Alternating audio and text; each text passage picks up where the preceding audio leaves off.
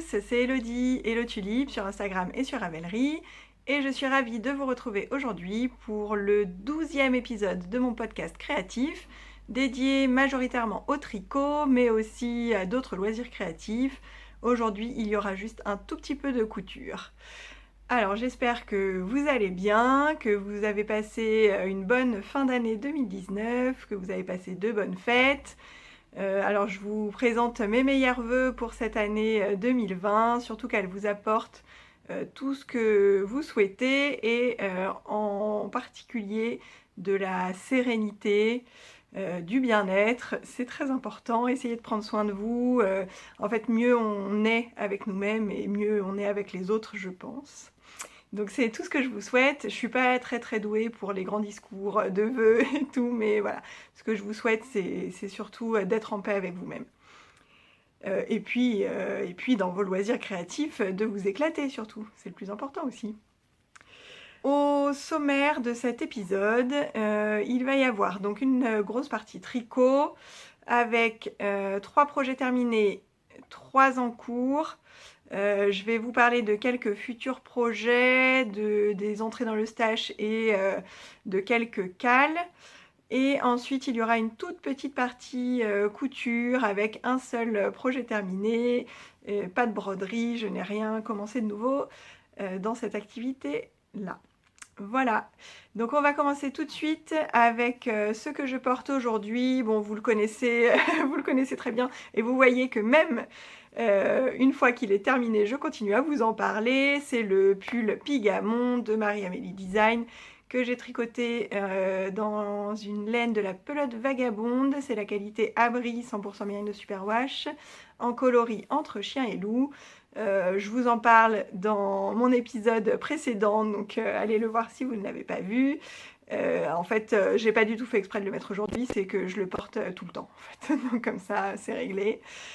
Sûrement que vous le reverrez encore dans d'autres épisodes. Je l'aime énormément, je le porte très souvent. Voilà, on attaque pour la partie tricot avec les projets terminés.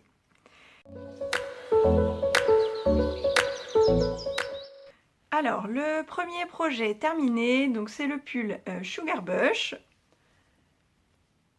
de Marie-Amélie Design, donc marmelade sur Instagram.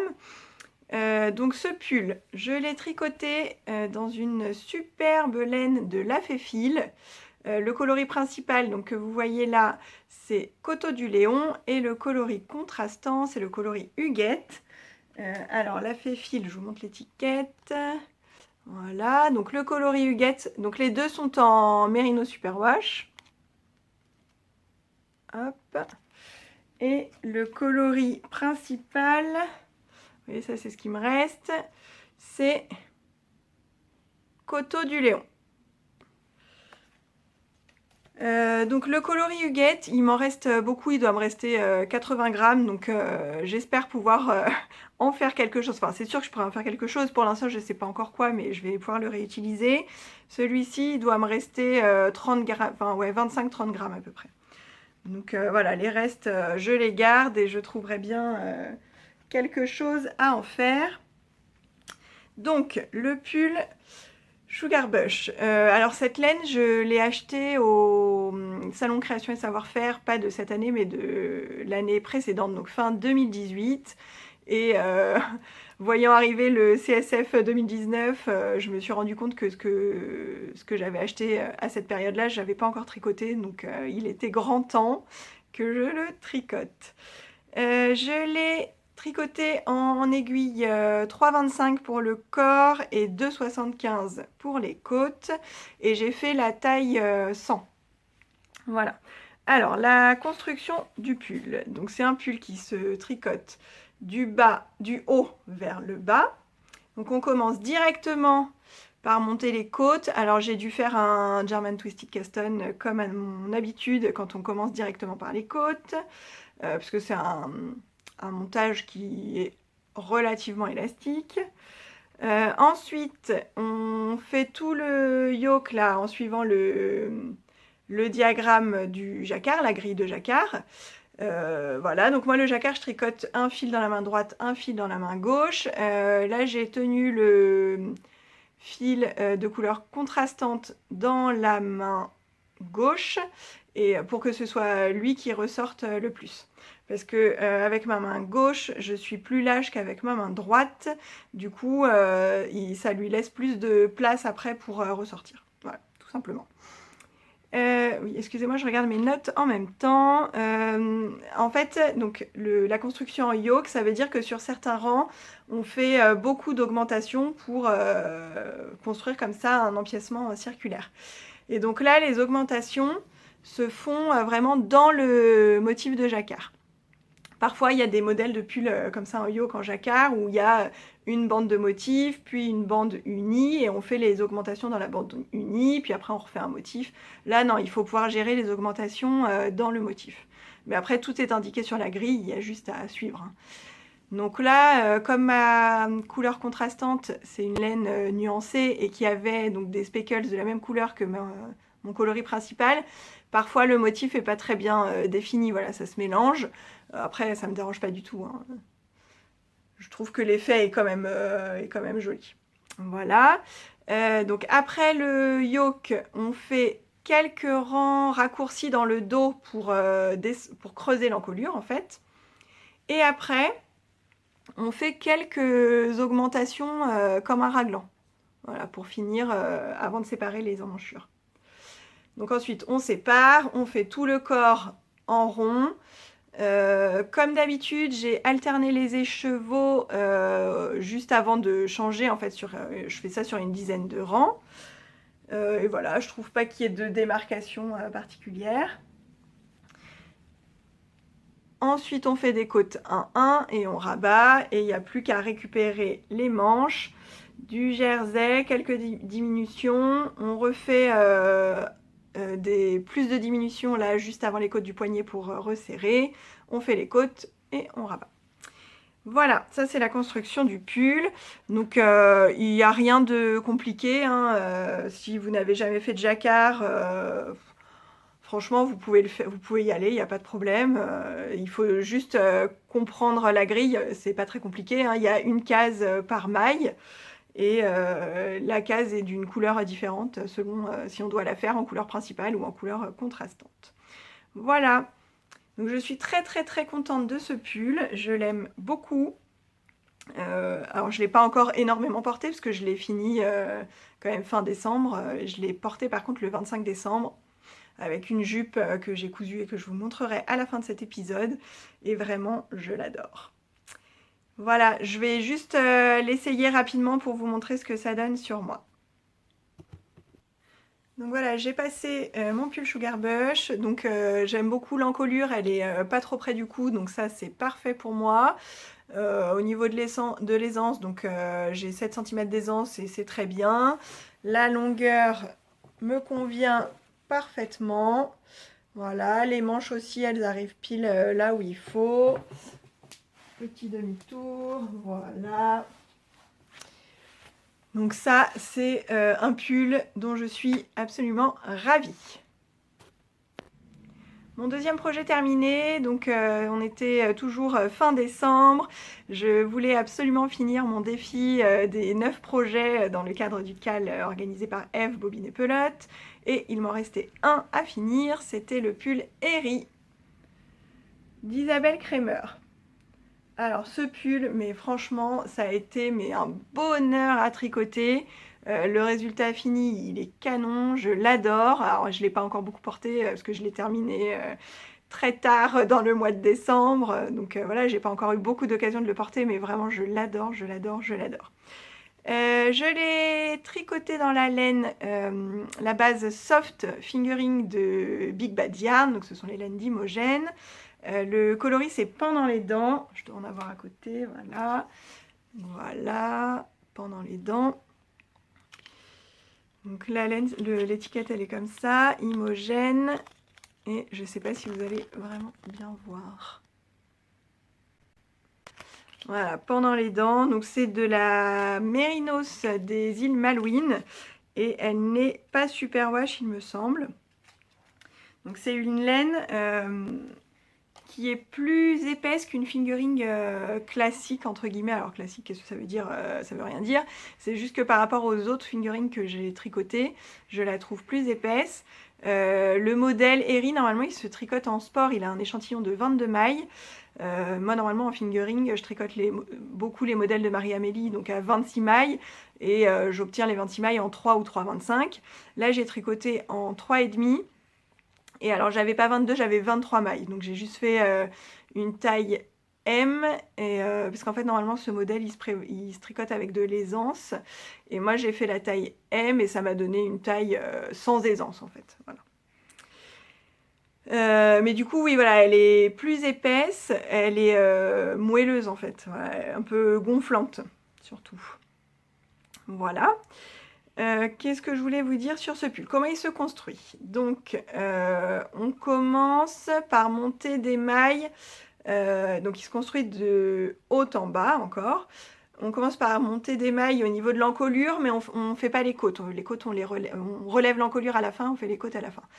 Et au début, on tricote en aller-retour pour former en fait l'arrondi de l'encolure, tout en faisant des augmentations pour le raglan et en commençant à placer le motif ici. Et quand on a creusé l'encolure comme on le voulait, on ferme ici et à partir de ce moment-là, on est en rond. On continue à faire les augmentations raglan au niveau des emmanchures et on suit plusieurs diagrammes pour faire le motif de devant. Donc, sur les côtés là, des devants, c'est du point de blé. Donc là, il n'y a pas de diagramme, il faut juste faire son point de blé. Donc le point de blé, ce sont des côtes 1-1. Donc une maille en droit, une maille en vert, que l'on contrarie tous les 2 rangs. Ça veut dire qu'on fait 2 rangs, une maille en droit, une maille en vert, et ensuite on refait 2 rangs, une maille en vert, une maille en droit, et ainsi de suite. Voilà, ça fait du point de blé. Et ensuite, il y a un diagramme pour cette fausse torsade ici, ce petit point-là, un diagramme pour une vraie torsade ici, et un diagramme pour le motif central. Sachant que ce point-là, il se fait sur 4 rangs, la torsade sur 8, et le motif central, je ne sais plus, mais sur beaucoup plus, 12, 14, je ne sais plus exactement. Et donc là, c'est la même torsade qu'ici, mais en miroir, il me semble, et le même point qu'ici. Voilà. Alors, suivre les différents diagrammes, ça peut paraître, entre guillemets, complexe, parce qu'il y a plusieurs diagrammes, mais sauf qu'en fait, ça se retient hyper facilement. Et du coup, moi, les diagrammes, je les ai regardés peut-être sur cette partie-là, là, le temps de faire 2-3 motifs, et après, c'était fini. Le patron, j'y suis parvenue, quoi. Donc, à part après pour reprendre les mailles, faire les bonnes diminutions et tout. Mais sinon, une fois que j'ai séparé, là, le patron, je l'ai plus du tout regardé. Donc c'est assez facile. Derrière, j'ai pas dit, mais c'est du jersey en droit. Oui, voilà, le motif se comprend très facilement. En fait, il est très lisible. On voit tout de suite ce qui se passe et on voit tout de suite ce qu'on a à faire. Il est super logique. C'est assez simple de s'y retrouver. Le modèle n'est qu'en anglais. Et celui-là, alors normalement, les patrons d'Isabelle Kremer, ils sont traduits en français. Celui-là, il n'a pas été traduit en français. Alors, à la base, il est paru dans le Laine Magazine numéro 4. Donc peut-être le fait que ce soit un modèle qui a été conçu pour le magazine Laine, c'est peut-être pour ça qu'il n'a pas été traduit de la même façon que les autres. Je crois que c'est quand même en prévision qu'il soit traduit, mais je ne suis pas sûre. Après, moi je suis pas une pro de l'anglais du tout, mais ça se fait bien. Moi, j'ai pas eu de difficulté à comprendre ce qu'il fallait faire. Voilà, donc on finit, je continue avec la construction, on finit les raglans, on continue à faire toujours le même motif. Normalement, il faut faire elle préconise de faire 30 cm sous les emmanchures et ensuite 7 cm de côte. C'est un modèle qui n'est pas très long et qui normalement se porte avec un petit peu d'aisance. Moi, c'est pas comme ça que j'aime porter mes pulls, donc j'ai rallongé un tout petit peu, j'ai fait 32 cm, ce qui m'a permis de finir sur la fin d'un motif, là. Le motif central, et j'ai fait que 5 cm de côte On m'avait dit que cette base-là d'Imogen allait se détendre pas mal au blocage. Alors moi honnêtement, elle n'a pas bougé. Enfin, elle a peut-être pris, je sais pas, 1 centimètre ou deux, mais pas plus, quoi. Donc, au niveau du corps, il est vraiment limite pour moi. C'est possible que je sois en train de tirer dessus pas mal quand je vais le porter. Mais bon. Au pire, je peux toujours Parce que moi, je bloque, j'épingle pas, je me laisse juste sécher à plat.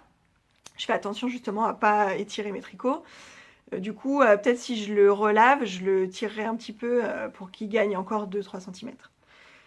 Et donc ensuite on reprend les manches. Alors j'ai peut-être un petit peu changé les diminutions des manches parce que Magdalena m'avait alerté sur le fait que au début là, on fait pas du tout de diminution pendant 7 cm je crois, un truc comme ça.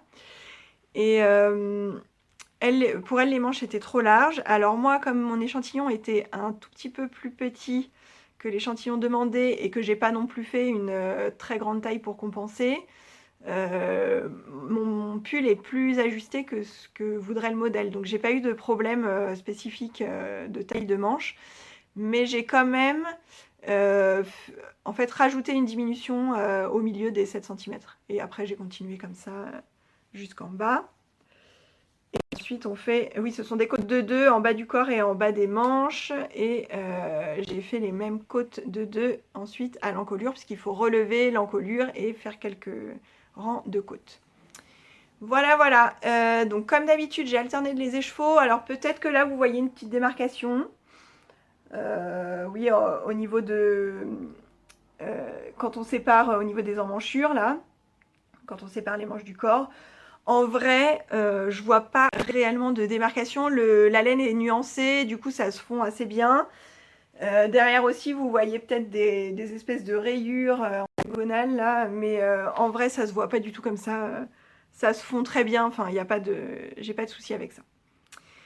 Voilà, ce modèle je l'adore. À tricoter, il est mais vraiment top, top, top. Je le conseille à tout le monde. Si vous n'avez pas trop peur du tricot en anglais, parce que je comprends que ça soit voilà, pas évident.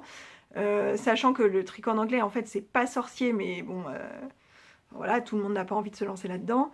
Mais si vous n'avez pas peur du tricot en anglais, allez-y. Et si vous aimez bien les pulls avec un peu de texture, de torsade et tout, mais que vous avez l'impression que ça va vous prendre des plombs à tricoter, celui-là, pas du tout. Bah déjà, comme c'est en sport, l'échantillon, 22 mailles, c'est quand même moins long qu'un pull en fingering à 26 mailles. Donc ça va déjà plus vite pour ça. Et en plus, là, moi, les torsades de 2, je les fais avec une aiguille à torsade. On croise une fois tous les 8 rangs. Donc en fait, on avance super vite. Et sinon, tout le reste, il n'y a pas besoin de... Enfin, c'est du tricot qui est fluide. Le petit point là qui ressemble à une torsade, c'est pas une torsade. Donc en fait, ça prend pas plus de temps que des mailles endroits, des mailles envers, des diminutions, des augmentations. Un jeté... Voilà, en fait, il y a juste besoin de rabattre une maille par-dessus d'autres. Voilà. Donc franchement, allez-y quoi. Il est vraiment super et puis ça fait un rendu de dingue. Enfin quand même, franchement. Voilà quoi. Voilà, voilà. Bref, j'arrête de vous parler de ce pull, mais je pourrais en parler des heures tellement je l'aime. Enfin, franchement, quand j'ai rabattu, enfin pas rabattu, mais quand je suis arrivée aux côtes là du corps, mais j'étais tellement triste d'arrêter de faire ce motif.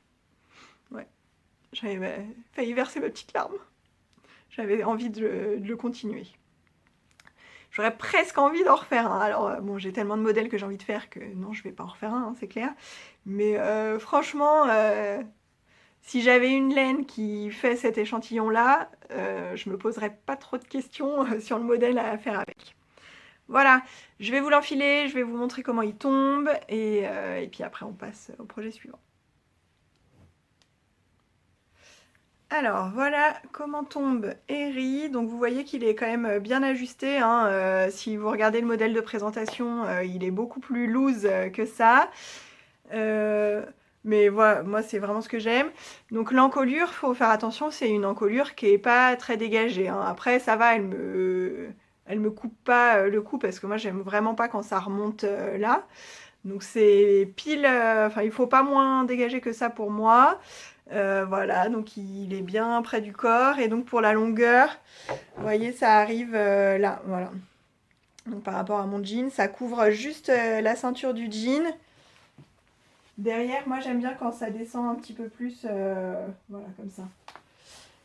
Et les manches, bon, 1 cm de plus, ça m'aurait pas dérangé. Mais ça va, hein. Franchement ça va. Et je pense que voilà, au prochain lavage, je le tire un petit peu ou je le laisse vers la fin du séchage, je le pends sur mon étendoir à linge là, et comme ça les manches elles vont s'allonger un peu, le corps aussi, ça sera parfait. Voilà pour ce pull. Alors le projet suivant, en fait je ne peux pas vous le montrer puisque c'est un cadeau donc que j'ai fait très très vite entre le 26 et le 31 décembre. J'ai terminé le 31 décembre à, je sais pas, à 15h et la personne à qui il était destiné, donc mon beau-frère, est arrivé à la maison, il devait être 15h30 quoi. Donc c'était vraiment pile poil. À la base c'était pour son anniversaire qui était en septembre et puis finalement ça s'est transformé en cadeau de Noël. Donc c'est le bonnet Polynectar de Maloreille Design, donc Coraline. C'est un bonnet en fait qu'elle a créé dans le cadre d'une collection autour d'Harry Potter, une collection en partenariat avec les laines Arcoiris Yarn, les laines de Ludivine. Et moi j'ai acheté la collection complète parce que j'aime beaucoup les 3 modèles. Donc le bonnet, je vais vous mettre une photo ici pour que vous voyez quand même à quoi ressemble le bonnet que j'ai tricoté. Et il y a également une paire de chaussettes et un pull. Et alors le pull se fait en laine sport, et moi des laines sport j'en ai pas en quantité pull dans mon stash. Mais j'avoue que si j'en avais, j'aimerais bien, j'aurais bien aimé le faire. Peut-être que je le ferai, hein. Pas pour l'instant en tout cas. Donc ce bonnet je l'ai tricoté dans une laine Katia, c'est la Basic Merino. Donc si je me trompe pas, c'est... Ah bah si, j'allais dire 100% mérino, mais pas du tout. C'est 52% laine vierge, 48% acrylique. C'est un échantillon DK puisqu'il y a 120 mètres au 50 grammes. Et le coloris c'est 22 puisque mon beau-frère voulait du vrai rouge. Voilà. J'avais 2 pelotes et là il doit me rester 25 ou 30 grammes sur la deuxième pelote, donc voilà, 50 et 20-25, voilà, j'ai utilisé 70-75 grammes de laine, c'est ce qui était préconisé dans le patron, donc pas de surprise. Donc ce bonnet, oui, donc normalement il se tricote en laine sport. Moi j'ai utilisé une laine DK, mais je l'ai tricoté en 3,5 pour le corps du bonnet et 3 pour les côtes. Et voilà, au niveau taille, il convient. Je crois qu'il y a une taille enfant et une taille adulte. Si je me trompe pas, je suis pas sûre à 100% de ce que je dis. Moi j'ai fait la taille adulte. Et en fait, donc on fait 10 cm de côte de 2, qui après seront repliés au porté. Et ensuite, il y a une partie du bonnet, donc l'arrière qui est en jersey en droit. Et sur la partie de devant, il y a un panneau, un motif en fait avec des torsades. Donc oui, en ce moment, je suis très torsade. Et voilà, le motif, il se fait super bien. Il y a un diagramme qui est très facile à suivre. Il y a une grosse torsade au milieu et des plus petites sur les côtés. Je l'ai fait franchement, alors peut-être en 4-5 jours, mais parce que je l'ai tricoté vraiment petit à petit en même temps que je finissais mes autres projets. Le plus long, ça a été de faire les côtes. Après, une fois qu'on attaque le motif, en fait, on voit tellement le motif se former qu'on a envie d'aller jusqu'au bout, et voilà, ça va très très vite.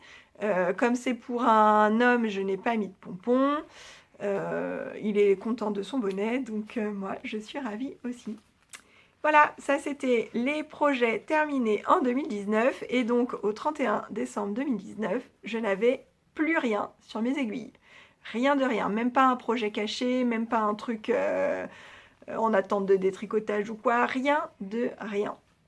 Donc voilà, l'année pouvait commencer comme je le souhaitais, et je vais donc vous parler des projets que j'ai montés depuis début janvier.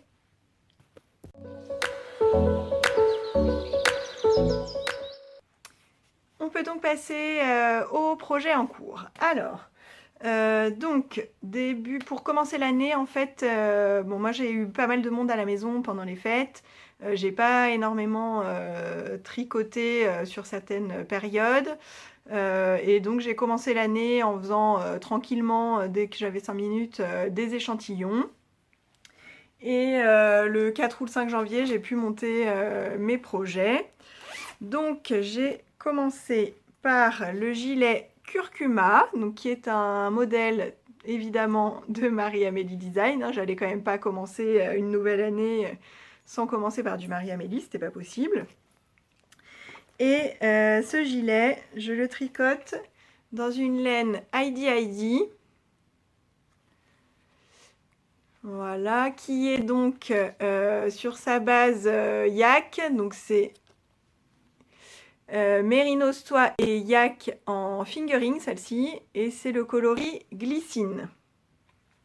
Donc moi j'avais déjà tricoté sa base yak mais en déca quand j'avais été sample knitter pour Stéphanie avant l'AEF 2018. Donc c'était il y a un an. Donc je lui avais tricoté un châle en déca. Et en contrepartie, j'avais pu choisir la laine que je souhaitais. Et j'ai donc choisi cette laine, donc du yak en fingering. Et c'était prévu que je fasse le gilet curcuma. En fait, c'est le jour où je suis allée à l'AEF. Le curcuma était sorti en collaboration avec By Night et j'avais vraiment craqué pour ce gilet. Et donc quand j'étais arrivée sur le stand de Stéphanie et qu'elle m'avait dit que je pouvais choisir la laine que je voulais pour le projet que je voulais, voilà, je lui avais parlé de ce gilet et on s'était mis d'accord sur cette base-là et ce coloris-là qu'elle n'avait pas sur place et du coup qu'elle m'avait teint après l'AEF et qu'elle m'avait envoyé. Voilà, donc je vous montre mon petit début. C'est donc un gilet avec un empiècement circulaire, un yoke, sur lequel on a des torsades. Donc on commence, donc j'ai dû faire un German Twisted Caston, puisqu'on commence directement par monter des côtes. Donc on fait l'encolure directe, donc ça c'est génial. Ce sont des côtes 1-1. Et ensuite, on a un motif de diagramme, un diagramme de torsade à suivre dans lequel on fait des augmentations sur certains rangs pour augmenter le nombre de mailles. Voilà. Et donc ce sont que des torsades de 2 sur un fond de jersey en droit. Et donc c'est des torsades un peu en miroir comme ça. Et qui vont dessiner un très joli motif donc sur tout le haut, et le motif va continuer sur la manche mais pas sur le corps. Dès que j'aurai fini l'empiècement circulaire et que je mettrai, après que je séparerai les manches du corps, le corps ce sera uniquement du jersey. Donc comme c'est un gilet, on reste en aller-retour et du coup le jersey en droit, donc j'aurai les rangs en droit à l'endroit et les renvers à l'envers. Voilà. J'ai mis, pour délimiter chaque motif, j'ai mis mes petits anneaux marqueurs offerts par Christine, Atelier de Titine, à la Grande Mercerie cette année. Voilà, j'aime bien. Et en fait, alors d'habitude, je mets pas du tout d'anneaux marqueurs pour séparer les motifs, parce que je m'y retrouve très bien. Alors là, en plus, le motif est pas compliqué du tout. Mais je sais pas, je devais pas être... J'avoue que les fêtes ont été un peu fatigantes pour moi. Et je pense que quand j'ai monté ce projet, j'étais pas hyper en forme. Et donc j'ai fait une première fois les côtes, j'ai commencé à mettre en place le motif. Et premier rang de motif, je tombais pas juste du tout. Donc j'ai recommencé. J'ai défait le premier rang, enfin les 2 premiers rangs, et j'ai recommencé. Je comprenais pas pourquoi je n'y arrivais pas, et en fait j'ai recompté le nombre de mailles que j'avais dans les côtes et j'avais monté 10 mailles de trop. Voilà, donc j'ai tout défait, j'ai recommencé. Après ça a tombé juste, et au premier rang, enfin à un rang où on fait des... En fait, on fait un premier rang avec des torsades, et le deuxième, enfin, quand on insère le deuxième, je sais pas, j'ai tout décalé, donc pareil, j'ai dû redéfaire, enfin, bref. Ça... Pourtant, il y a vraiment rien de compliqué, mais c'est... Enfin, voilà, c'est très très logique hein, comme dessin. Donc, il n'y a rien de difficile, mais je sais pas, voilà, j'ai pas les yeux en face des trous, j'en sais rien. Du coup, je me suis dit, je mets des anneaux marqueurs partout, et à la fin de chaque rang, je prends le temps de regarder si tout me semble correct. Voilà. Donc sur ce gilet, j'ai pas envie de me presser. Moi les torsades de 2, je les fais avec une aiguille auxiliaire, je vous l'ai déjà dit. J'ai pas pris le temps de regarder comment les faire sans aiguille auxiliaire. J'ai pas envie de lâcher mes mailles parce que je sens que de toute façon, vu comment je suis en ce moment, je perdrai des mailles et ça m'énerverait.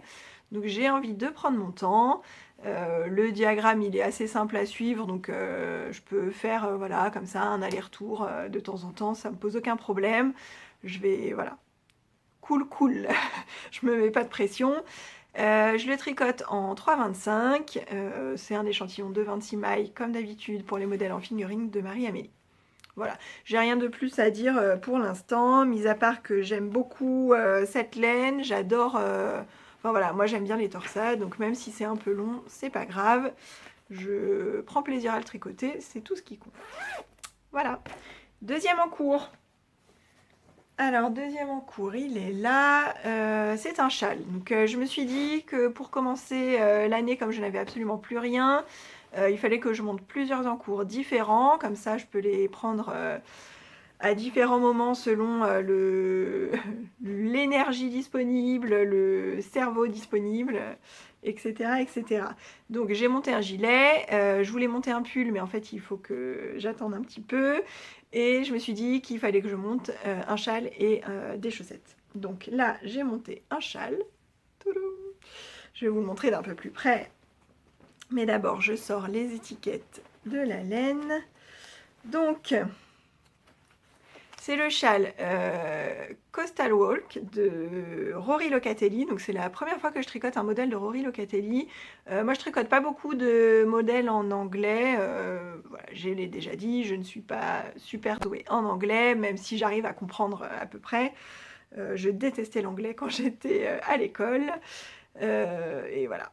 Donc je me suis jamais vraiment plongée dedans. Après je peux m'en sortir, mais je peux m'en sortir même pour parler. Je suis meilleure en compréhension que pour parler. Et en fait, j'ai été, je pense, traumatisée par des profs qui nous cassent quand on n'a pas la bonne prononciation. Du coup, on n'ose plus rien dire. Voilà, bon, bah, c'est pas inné, hein, c'est comme ça. C'est comme tout, faut pratiquer. Mais voilà, concrètement, je pourrais me débrouiller en anglais, mais j'ai pas envie et j'aime pas. Voilà, voilà. Bref, aucune importance. Tout ça pour dire que j'utilise cette magnifique laine de la bien-aimée. Donc c'est de la Deka. Je vous montre l'étiquette. Voilà, la bien-aimée. C'est de la 100% Merino Superwash en Deka. Donc il y a 230 mètres, 115 grammes. Donc ce sont des gros écheveaux. Et le coloris c'est de Magellanic Clouds. Je ne sais pas ce que ça veut dire Magellanic. Donc je sais que Clouds c'est les nuages. Et donc c'est un très beau gris. Et dans ce gris, il y a des taches violettes et des taches turquoises. Alors là, ah, voilà, des taches turquoises. Voilà.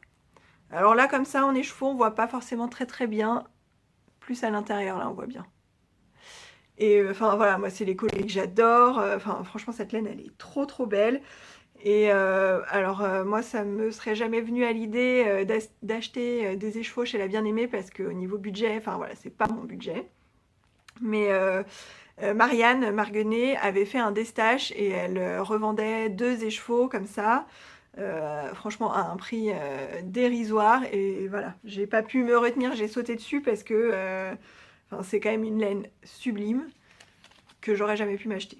Donc j'ai profité. Voilà. Le modèle de châle, donc c'est un châle en demi-lune. Alors je regarde juste pour vous le montrer dans le bon sens. Voilà, on va faire comme ça. Un châle en demi-lune, donc on commence par le milieu ici. Vous voyez mon fil de montage. Donc il se commence par un garter tab Caston, je pense qu'on dit comme ça. C'est ce montage où en fait on tricote une toute petite bande de point mousse sur quelques mailles là, tac tac tac. Et après on relève tout autour. Et comme ça, ensuite, en faisant des augmentations de chaque côté, en aller-retour comme ça, bah, on obtient un châle en demi-lune. Donc là, il va lui falloir un bon blocage pour essayer d'aligner tout ça. Là, en fait, ça donnera comme ça. Et c'est la dentelle qui va se déployer et former la forme en demi-lune. Donc vous ne verrez absolument rien de cette dentelle parce que c'est tout ramassé. Voilà, au blocage, ça ira beaucoup mieux. J'avoue que je ne lis pas bien le motif que ça doit former en dentelle. En plus, sur une laine foncée avec des speckles, voilà. Et puis comme ça s'étire pas et que c'est tout ramassé, j'avoue que je vois pas trop. Ah, ça fait un espèce de papillon peut-être. Voilà. J'essaye de mettre sur le blanc en fait. Ah bah là c'est beaucoup plus joli d'un coup. Je crois que c'est la première fois que j'arrive à bien le voir puisque je tricote souvent le soir celui-là, donc je vois rien en fait. Du coup, comme je ne vois pas grand chose sur mon tricot, j'arrive pas bien à lire mon motif, j'ai les yeux rivés sur le diagramme. Cela dit, le diagramme de dentelle est assez simple à suivre. Il n'y a pas de difficulté particulière. Il y a des jetés, des diminutions, soit SSK, donc glisse-glisse tricote, soit des diminutions de mailles ensemble. Il n'y a rien de très compliqué. Oui, donc on augmente... je suis là. On augmente en fait de chaque côté, là, sur les rangs en droit, on tricote, hop, on augmente ici, et voilà, c'est ce qui fait que le châle va se déployer comme ça. Là, je suis bientôt arrivée à la fin du diagramme de dentelle, et ensuite, il y aura du point mousse, je crois, oui, du point mousse, sauf que dans le point mousse, il y aura des rangs raccourcis, et en fait, ça va donner un côté asymétrique, c'est-à-dire que sur un côté, ce sera plus grand, la bande sera plus large, plus haute, et de l'autre côté, ça restera en pointe, ça sera beaucoup moins grand. Je vais essayer de vous mettre une photo du modèle, mais en fait, on ne se rend pas compte sur les photos du modèle. De ce côté, la bande de jersey, en fait, elle est large et un peu plus fine de l'autre côté. Voilà. Bon, de toute façon, je vous le montrerai quand ce sera fini. Je pense que celui-là, il va être assez vite fini. C'est assez rapide, même si là, maintenant, j'ai fait déjà pas mal d'augmentations et que du coup, les rangs sont un peu plus longs, mais bon, on est quand même sur de la DK. Donc on n'a pas des rangs de 400 mailles du tout. Je sais pas à combien de mailles je dois en être, peut-être 150, 200 maximum. Voilà, donc ça se fait très très bien, il n'y a rien de compliqué quoi. Voilà. Et j'aime bien, j'adore voir les speckles de la laine là se placer, enfin franchement j'adore. Voilà, voilà, donc je le tricote en 4,5. Donc c'est pour ça aussi que ça monte super vite quoi. Voilà. Donc ça, c'est un encours, je vais pas dire zéro cerveau, parce qu'il faut quand même que j'ai le diagramme sous le nez. Et à chaque rang, en fait, je regarde ce que j'ai à faire. Sur les rangs en vert, c'est du jersey en vert, avec de temps en temps une maille en droit pour délimiter les motifs, quoi. Mais c'est tout. Donc c'est... Voilà. Le rang en droit, je regarde ce que j'ai à faire, je mémorise entre guillemets mon motif, et paf, je fais tout le rang. Rang en vert, je sais que je repars dans l'autre sens et je tricote comme ça se présente. Et voilà, le rang en droit suivant, je regarde mon diagramme, je comprends ce qu'il faut faire, paf, j'y vais. Donc voilà, c'est pas, y a pas besoin d'être hyper méga concentré, quoi. Et ensuite, je voulais monter un autre projet, notamment pour pouvoir emmener, soit laisser dans la voiture, soit emmener à chaque fois que je vais quelque part. Je ne sais pas où il est. Ah si, il est là. Pardon. Il est à mes pieds. Je voulais monter une paire de chaussettes parce que j'ai pas mal de laine à chaussettes et j'en fais pas assez. Donc je stocke et je les fais pas. Donc je me suis dit que ça serait pas mal et j'avoue que j'apprécie bien là depuis que l'école a repris. Je vais chercher les enfants à l'école en voiture. Du coup j'aime bien arriver 5-10 minutes avant pour me garer facilement et voilà, au lieu de faire le pied de gros devant l'école, je reste dans la voiture, je fais quelques rangs sur ma chaussette. Ça n'avancera pas très vite, mais au moins c'est du temps qui finalement n'est pas perdu. Donc ça me convient bien comme ça. Là ce matin, j'ai dû aller chez le garagiste et j'avais un quart d'heure d'attente. J'étais bien contente d'avoir ma chaussette. Je sais que je peux m'arrêter n'importe quand, il n'y a pas de problème. Voilà. Donc j'avais un combo de Célène que j'avais acheté à l'heure de la laine en octobre là, 2019. Alors, voilà. Célène, et ça, et ça. Donc j'avais un écheveau de 50 grammes, donc c'est de la laine à chaussettes, donc c'est de la fingering mérino nylon. J'avais un écheveau de 50 grammes qui n'a pas de nom de coloris. C'est un écheveau blanc, enfin naturel à speckles, avec donc des taches violines et gris violacé, on va dire. Voilà, que je trouvais très très beau, j'avais craqué dessus. Et pour aller avec, je m'étais pris un mini violine aussi. Alors là, vous le voyez quoi, rouge bordeaux? Non, il est plus violine, hein. Il va mieux, il va plus avec les taches là. Voilà. Et ça, donc c'est le coloris jus de raisin. Voilà.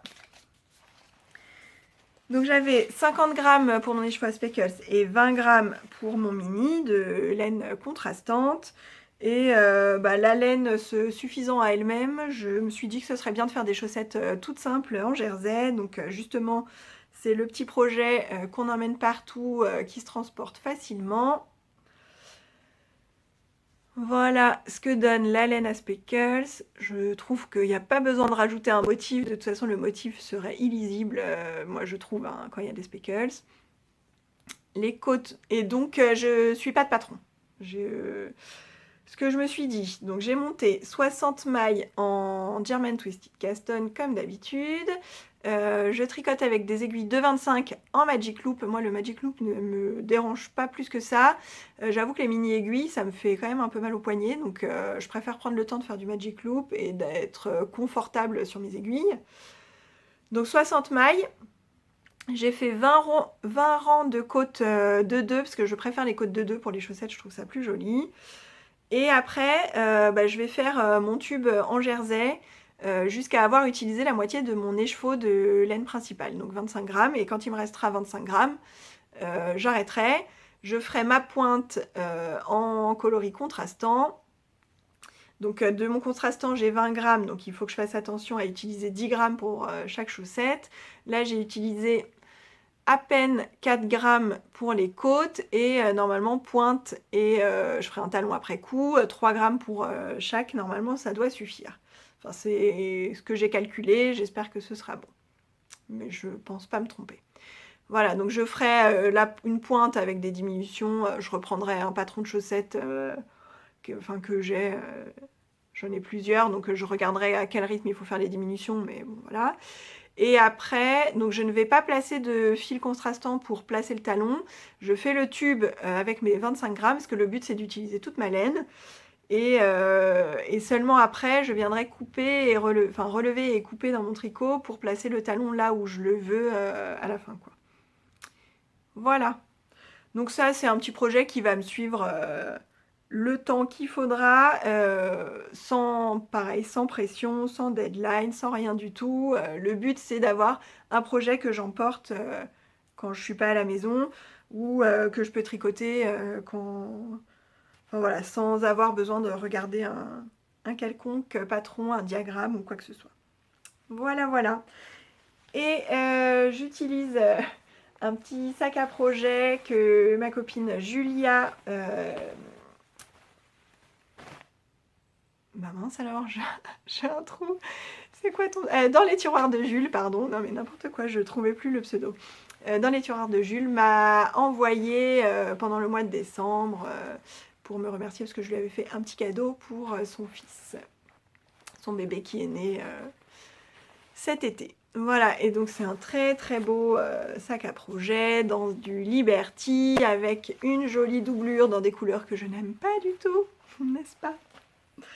Et il est super pour les chaussettes, c'est parfait. Voilà. Donc ça, ce sont les 3 encours que j'ai montés là au début du mois et qui vont m'accompagner sur un certain temps. Je ne me mets pas de pression. Je me dis pas qu'il faut que je finisse d'abord cela avant d'en monter d'autres. Et d'ailleurs, on va parler futurs projets. Et vous allez voir que la folie Caston n'est pas terminée.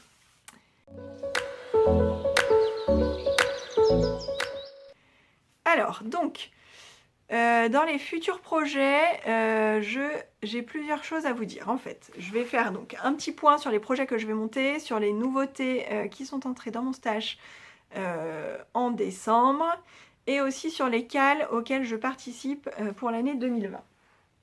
Donc, tout ça, ça va être mélangé parce que je vais vous en parler en fonction des laines. Je vous avais déjà montré ma laine noire, le coloris Only Black de By Simone.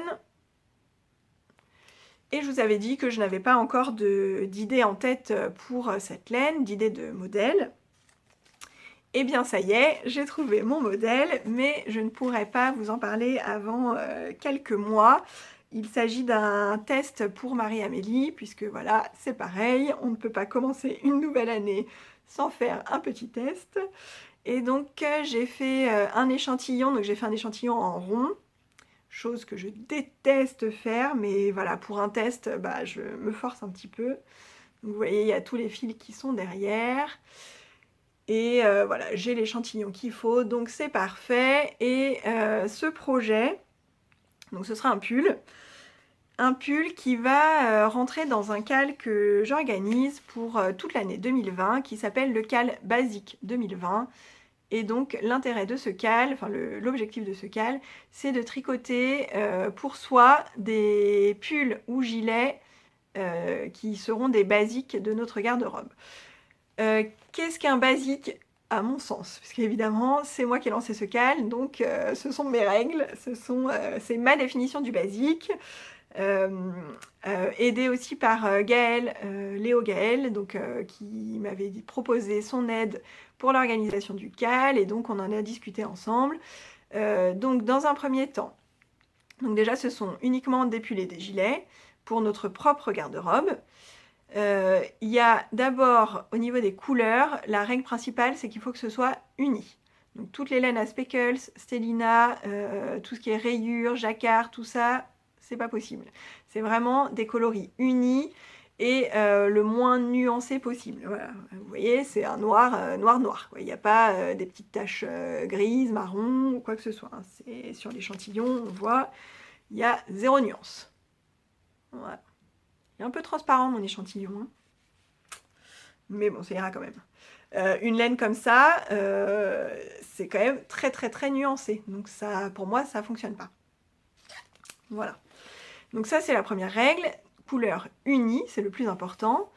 Et donc les couleurs qui peuvent rentrer dans ce cal, c'est donc le noir, le bleu marine, le blanc écru beige, le gris, que ce soit gris clair, gris foncé, gris moyen, mais pas nuancé.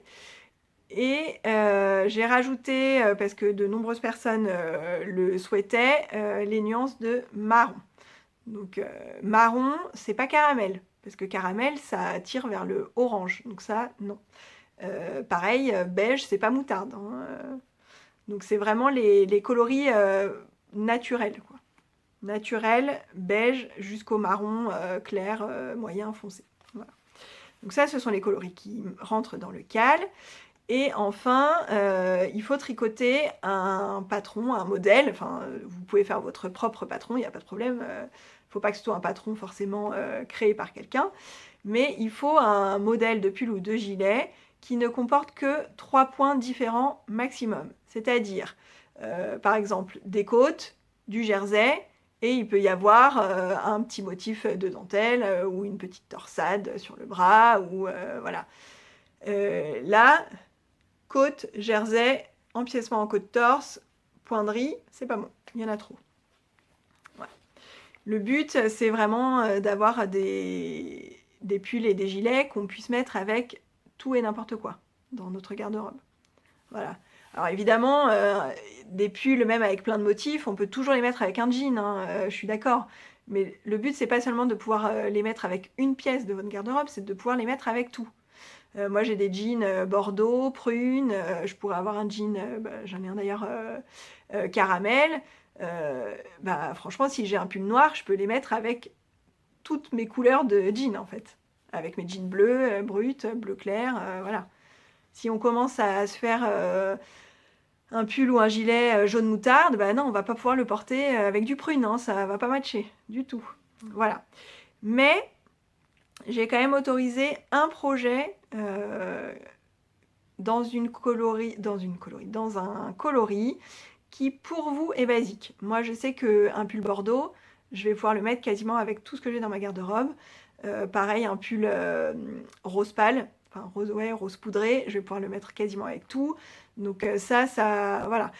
Un projet du cal peut être dans un autre coloris, il faut que ce soit quand même uni, mais un coloris qui est basique pour vous. Voilà. Il y en a, le moutarde ou le caramel, c'est ultra basique dans leur garde-robe. Moi non, mais il y en a, oui. Donc voilà, un projet comme ça autorisé et tout le reste, les couleurs définies dans les règles. Voilà. Et donc moi j'ai trouvé mon projet pour cette laine noire parce que le noir, en fait, je savais pas quoi faire avec.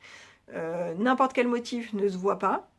Donc je me suis dit qu'il fallait plutôt partir sur un petit motif de dentelle plutôt qu'un motif torsade, point texturé ou quoi que ce soit parce que j'ai pas envie de faire du tout jersey. Ça c'est non. Ça ne me dit pas du tout.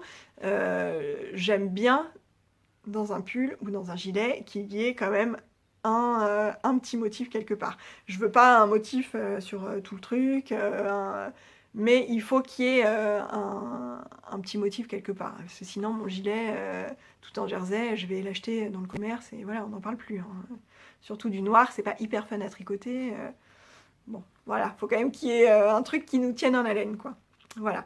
Donc pourquoi ce cal parce que, comme je vous disais, bah voilà, moi le noir, ça me... En fait, j'ai pas envie de le tricoter ce truc-là. Hein. J'en ai besoin, mais j'ai pas envie de le tricoter. Et du coup, je me dis, et d'ailleurs, les discussions ont commencé et on est nombreuses à être d'accord là-dessus. Les couleurs foncées, en fait, bah, c'est pas fun du tout, on n'y voit pas grand-chose. Voilà.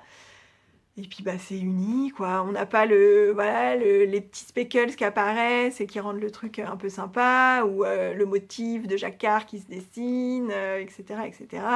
Ou les rayures qui font qu'on avance vite parce qu'on a envie d'arriver à la prochaine couleur. Donc c'est pas hyper fun à tricoter et il faut être plusieurs pour se soutenir moralement. Voilà, donc ça c'est l'idée du cal basique. Donc ce projet-là, il va arriver très très vite sur mes aiguilles. C'était pas prévu, ça s'est mis comme ça au milieu de mes prévisions de Caston en ce début d'année, mais c'est pas grave du tout. De toute façon, tous les projets que j'ai montés jusque-là, ils ont rien de pressé, rien d'urgent, donc il n'y a pas de souci. Donc ça, c'est le premier. Ensuite, un deuxième projet qui va arriver dans pas très longtemps.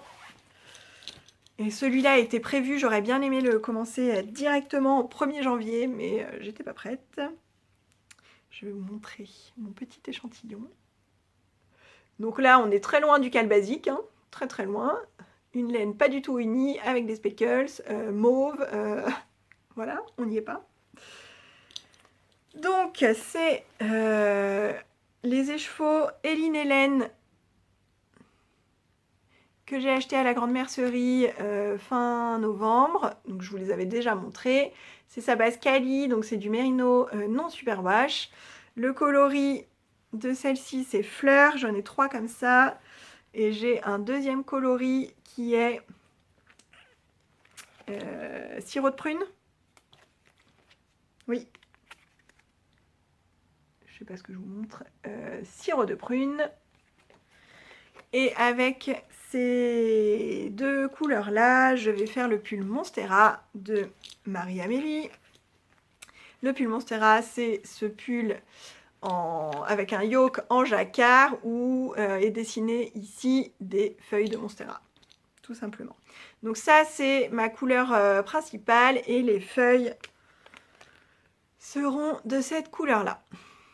Voilà, et donc avant de commencer ce pull, donc j'ai fait mon échantillon quand même début janvier, et pour commencer ce pull, j'attends ma copine Gaëlle, Léo Gaëlle toujours, qui avait aussi envie de le tricoter, et on s'est dit que ce serait sympa de le faire ensemble, donc je sais que tu as commandé ta laine, mais si tu l'as reçue entre temps, dis-le moi, je suis comme ça, j'attends pour le monter, et Caroline du Cimélo, dont je vous ai déjà parlé, je pense, qui a une chaîne YouTube aussi, enfin voilà, qui tricote les mêmes projets que moi. Enfin, elle copie pas sur moi. C'est juste qu'on se rend compte qu'on tricote souvent les mêmes projets, les mêmes laines. D'ailleurs, en ce moment, elle est en train de tricoter Only Black de By Simone. Et bah voilà, on se disait qu'on allait faire chacune notre Mech 9 pour 2020 de notre côté et qu'il y aurait forcément des projets en commun. Et donc s'il y a des projets en commun, bah autant les faire ensemble. Donc le Monstera a prévu de le faire. Si vous avez regardé son dernier épisode, elle vous a montré 2 combos avec lesquels elle hésitait, entre lesquels elle hésitait. Et bah voilà, je pense qu'elle nous rejoindra. Elle n'avait pas prévu de le monter tout de suite, mais ça va se faire quand même. Voilà, voilà. Donc Caroline, on te dit quand on commence. Ensuite, donc ça c'est le Monstera.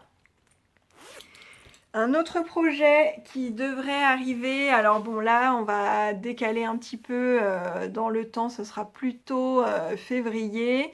C'est vrai que j'aurais aimé le monter aussi assez rapidement, mais vu qu'il y a le test qui s'est calé entre temps, ça va être un tout petit peu repoussé. En fait à Noël j'ai eu un tout petit peu de laine. Et notamment ma maman m'a offert, alors c'est moi qui l'avais demandé, je fais une liste moi à Noël. M'a offert de la soyeuse de Fonty dans ce magnifique coloris caramel. Et alors là, on n'est pas du tout dans mes couleurs habituelles. Mais je sais pas, ce caramel, alors j'espère que ça va m'aller. J'ai un petit doute. Parce que j'ai beau dire que j'aime pas le vert, le moutarde, le caramel, tout ça.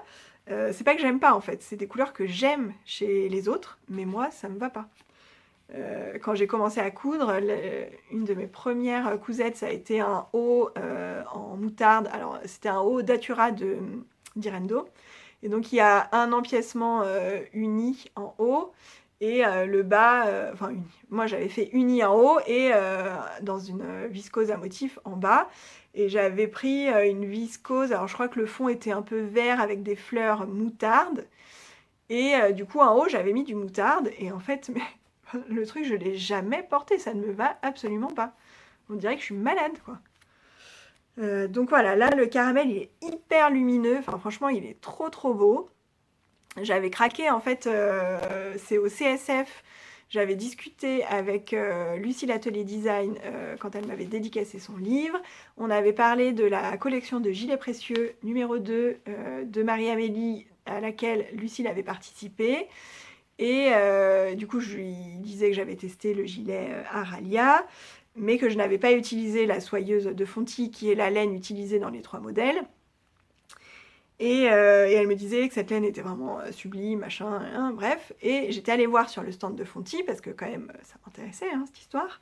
Et quand j'ai vu les coloris qu'il y avait, mais c'est un truc de dingue, hein, franchement, les couleurs sont très très belles. Et voilà, j'en avais repéré plusieurs, et puis en réfléchissant, bah, je sais pas, je le voyais bien comme ça. Donc en fait, c'est pour faire donc le gilet Ariane de Lucie l'Atelier Design, et il fait partie de cette fameuse collection de gilets précieux numéro 2. Donc il y avait le gilet en brioche Aralia que j'avais testé, il y avait un autre gilet de Marie-Amélie, et il y avait ce gilet Ariane de Lucie l'Atelier Design que je trouve vraiment magnifique avec ses petites côtes torse au niveau du poignet. Il y en a aussi sur les épaules, ça fait un petit motif derrière en côte torse. Enfin, il est court, c'est plutôt pour porter avec des robes. Enfin voilà, ce gilet je le trouve vraiment magnifique, j'ai très envie de le faire. Et au moment où je penserais à le commencer, j'organiserai peut-être un call sur les 3 gilets de la collection. Voilà, si ça intéresse du monde, vous pouvez toujours me dire dès maintenant si ça vous intéresse, mais je pense que je lancerai un petit call comme ça parce que je trouve ça sympa. Voilà. Et dernière nouveauté entrée dans le stash fin décembre, je m'étais fait un auto-cadeau pour Noël. Je m'étais commandé la box de Noël de Les Chevaux Solidaires. Et alors j'ai la box, enfin tout ce qu'il y avait dedans, c'est rangé un peu partout dans la maison au bon endroit. Donc il y avait une tasse, il y avait des anneaux marqueurs, une petite trousse, il y a un savon pour la laine. Qu'est-ce qu'il y avait d'autre? Je me souviens plus exactement. Et de la laine. Et on pouvait télécharger grâce à un bon l'e-book créé spécialement pour cette box de Noël. Et donc la laine qu'il y avait dedans, c'est ça. Voilà, voilà. Alors, donc, Il s'agit de la base Kindness 100% Mérino. Alors je pense que c'est de la Mérino non superwash, il me semble. 100 grammes, 400 mètres. Ce coloris-là, qui est un beige, c'est la traversée du désert. Et ce coloris, je ne sais pas comment là, c'est un rouge, mais un rouge un peu éteint. C'est écouter la voix de son cœur. Voilà. J'aime beaucoup ce nom. Et donc les patrons de l'e-book sont faits pour tricoter ces deux laines ensemble. J'avais bien envie de faire le châle de Marguenet, comment il s'appelle, Nezuko, je crois. Et en fait, en rangeant les écheveaux dans mon stash, j'ai retrouvé l'écheveau que j'avais acheté à la grande mercerie, donc sur le stand de l'écheveau solidaire, qui est aussi la base Kindness. Celui-là n'a pas de nom de coloris. C'était mon vert avec des nuances là. Et en fait, je trouve qu'ils vont pas mal ensemble tous les trois. Je sais pas ce que vous en pensez. Alors pareil, c'est pas tout à fait mes couleurs, hein, mais j'aime bien. Est-ce que ça m'irait? Je sais pas. À votre avis, est-ce que j'essaye de les mettre tous les trois ensemble ou est-ce que c'est mieux seulement ces deux-là? Ou seulement ces deux-là, hein. Ça peut marcher aussi. Hein. Je sais pas. Dites-moi ce que vous préférez. Et si je les mets tous les trois ensemble, j'ai pas spécialement d'idée de modèle. Bon, à voir. De toute façon, voilà, ils sont là, ils vont attendre sagement qu'une idée me vienne. Soit à un moment j'aurai envie de tricoter le châle, voilà, avec les deux écheveaux, le châle prévu comme ça. Soit un jour je vais voir passer un châle à 3 écheveaux qui va me plaire et paf, je les mettrai ensemble. On verra bien. On verra bien. Voilà, voilà.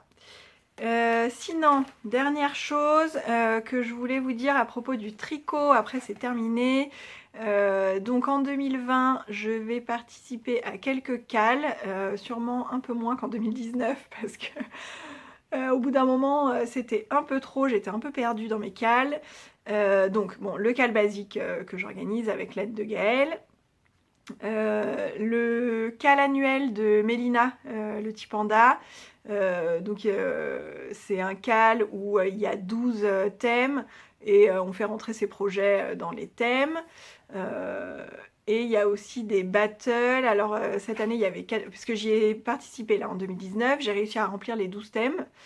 Et il y avait 4 battles, pull contre gilet, moi j'avais pull, rayure contre jacquard, j'avais pris rayure, dentelle contre torsade, j'avais pris torsade, et châle contre chaussette, j'avais pris chaussette. Et donc on pouvait faire entrer 3 projets dans chaque battle, et j'ai quasiment réussi. Il n'y a que dans les rayures que je n'ai fait que 2 projets avec des rayures en 2019. Voilà, mais je trouvais ça sympa l'idée des battles. Et donc là, ils ont repris le même principe, mais il n'y aura qu'une battle de janvier à juin et une battle de juillet à décembre. Donc la première battle pour le premier semestre, c'est fraîcheur contre chaleur. Et donc moi j'avais choisi fraîcheur en me demandant si c'était pas une histoire de couleur froide, couleur chaude. Et alors si j'avais pris chaleur, ça aurait été la catastrophe pour moi. Du coup j'avais pris fraîcheur et en fait fraîcheur c'est tricoter des projets d'hiver en fait qui tiennent chaud, donc de la grosse laine minimum DK, ou alors si c'est de la fingering il faut des matières qui tiennent chaud, c'est-à-dire alpaga, yak, enfin il faut que ce soit majoritairement ces matières là. Donc j'avoue que moi comme je tricote pas trop de grosse laine, je suis pas sûre de pouvoir faire 3 projets comme ça. Bon, cela dit, il y a déjà le châle en DK. Le gilet Ariane, il est aussi en DK. Donc finalement, j'en aurai au moins 2, je pense. Voilà. Donc le stage sous contrôle, je vous en ai déjà parlé. Donc je poursuis le stage sous contrôle cette année.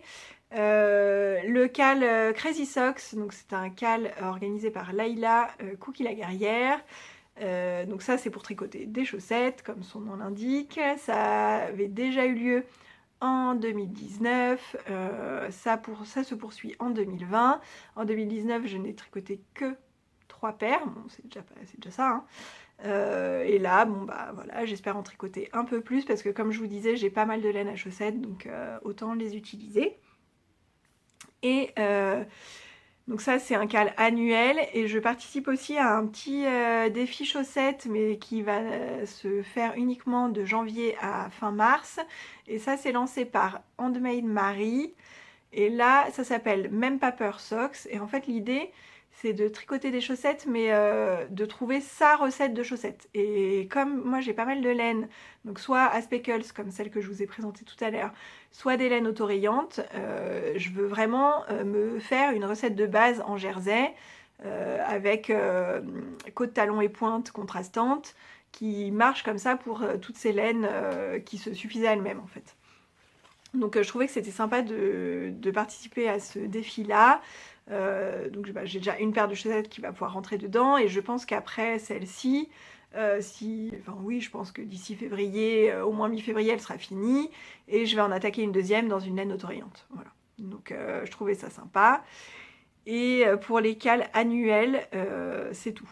A priori, je participerai pas à d'autres cales annuelles. Voilà. Après, peut-être des cales par rapport à des projets que je vais avoir envie de faire ponctuellement, mais c'est tout. Voilà, pour le tricot, c'est terminé, enfin. Et oui, qu'est-ce que je suis bavarde, toujours. Ah là là, quand je commence, on m'arrête plus. Et on va donc passer à la toute petite partie couture.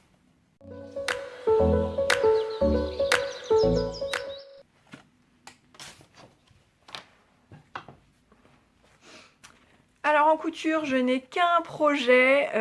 Bon, j'ai peu cousu en décembre, hein. Franchement, je voulais terminer mes 9 projets tricot, donc j'ai un peu carburé sur le tricot. La couture, j'avais moins envie de m'y mettre. Je voulais quand même me faire une tenue pour le 25 décembre, donc avec mon pull Sugar Bush. Et donc, je voulais absolument une jupe noire. Mais une jupe d'hiver. Donc déjà j'ai passé pas mal de temps à trouver mon tissu. J'avais une idée bien précise puisque je voulais soit un jacquard mais tout noir, donc avec des motifs qui ressortent mais ton sur ton, donc noir, soit du velours, mais un velours un peu sympa, hein, pas le velours de déguisement pas cher, enfin un truc tout moche quoi, qui se tient pas. Et j'ai fini par trouver chez Mondial Tissu un velours avec un petit motif de losange comme ça. Et alors là, quand je l'ai vu, je savais que c'était ça que je voulais et il restait pile, c'était la fin du rouleau, il restait pile, enfin moi je voulais 50 cm et il devait rester 55 quoi. Donc paf, j'ai pris la fin du coupon. Ce velours il est assez doux, franchement il est super agréable à porter, j'ai pas eu de difficulté à le coudre et donc j'ai fait une jupe élastiquée toute simple avec un élastique argenté que j'avais acheté lors d'une commande Rascol. Et bon, ma machine en ce moment elle donne elle montre un peu des signes de fatigue. Et alors autant pour assembler les côtés, faire mon ourlet, il n'y a pas eu de problème. Autant pour assembler mon élastique, donc je fais ça avec un point zigzag, bon, on voit rien du tout là. On ne voit absolument rien, mais c'est pas grave. Donc c'est avec un point zigzag et en fait je sais pas, l'épaisseur de l'élastique, le point zigzag en lui-même, là ma machine en ce moment ça fonctionne pas très bien. J'ai un peu galéré, il y avait des points qui sautaient. Bon, j'ai fait ce que j'ai pu. À l'intérieur, c'est pas propre du tout, mais c'est pas grave. Même l'assemblage de l'élastique, là, vous voyez, c'est pas terrible. Hein. Mais bon, ça fait bien le job, c'est pas dramatique. Et franchement, j'étais contente d'avoir ma petite jupe noire à Noël. Voilà. Donc, il n'y a rien à dire, hein, jupe élastiquée. J'ai coupé... j'ai coupé 50 cm. Je crois que je coupe 46 cm en hauteur, il me semble, je me souviens plus. Que j'assemble sur le côté. En fait, je le coupe en deux et j'assemble aussi de l'autre côté pour avoir de chaque côté une couture. En fait, sinon, je trouve que ça déséquilibre.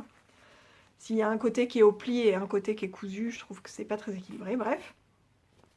Je fais mon ourlet avant d'assembler l'élastique parce que comme ça, le tissu est bien droit, c'est plus simple.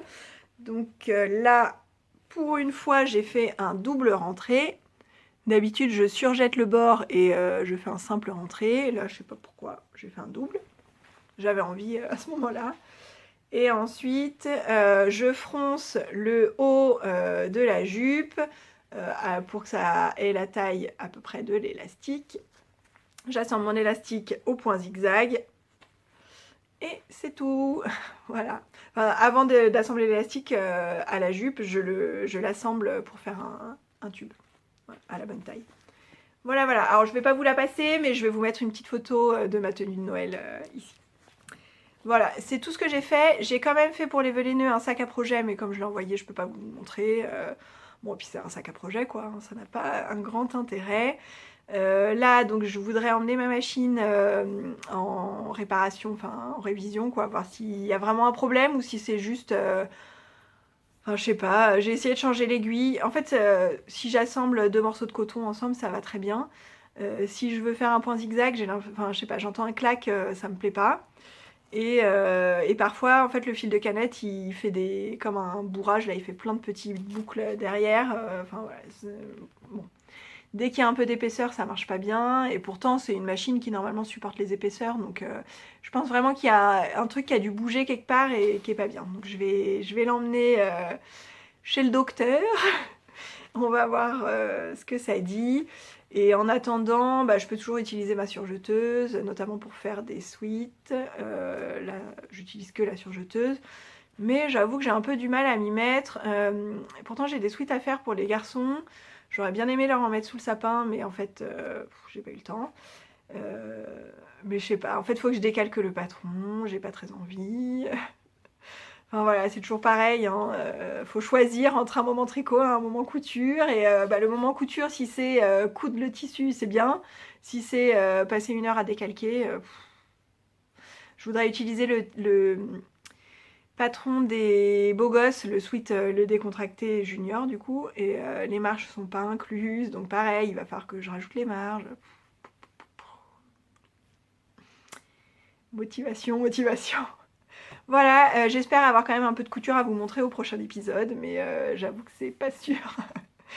C'est pas dit. Et pareil pour la broderie, bah j'ai pas mal de projets broderie et je sais pas, j'ai pas trop pris le temps de démarrer quelque chose. Une fois que j'ai un projet démarré, bah, je trouve toujours du temps pour en faire un petit peu, pour avancer. Mais là, c'est voilà, quel projet démarrer, bon, je ne sais pas encore. Bien. C'est tout pour aujourd'hui, bah, c'est déjà pas mal, hein. Je vous souhaite un bon mois de janvier. Moi je reviendrai sûrement début février, avant les vacances scolaires, parce que c'est toujours pareil, hein, pendant les vacances scolaires j'ai les enfants, c'est pas pratique. Bah, du coup ce sera dans un tout petit peu moins d'un mois je pense. Là les prochaines semaines, bon les semaines sont classiques mais les week-ends vont être un petit peu chargés. Moi les compétitions vont commencer, donc je travaille... Je donne des cours de gymnastique à des enfants et du coup je travaille le samedi et quand la période des compètes commence, je suis amenée aussi à travailler le dimanche. Donc voilà, les prochains week-ends vont être un petit peu chargés. Après il y aura les vacances, il y aura encore une période assez chargée. Mais bon, j'ai la semaine, j'ai la semaine où je suis quand même à la maison la journée, donc j'ai toujours un peu de temps. Voilà, je vous souhaite, je vous l'ai déjà dit, je vous le redis, un bon mois de janvier. Tous mes vœux pour cette nouvelle année. Ne prenez pas trop de résolutions parce qu'on se prend la tête pour pas grand chose. Prenez la résolution d'être heureux, ce sera déjà pas mal. Bah surtout, amusez-vous, tricotez bien, cousez bien, brodez bien, faites tout ce qui vous fait plaisir, tout ce qui vous fait du bien. À bientôt, salut!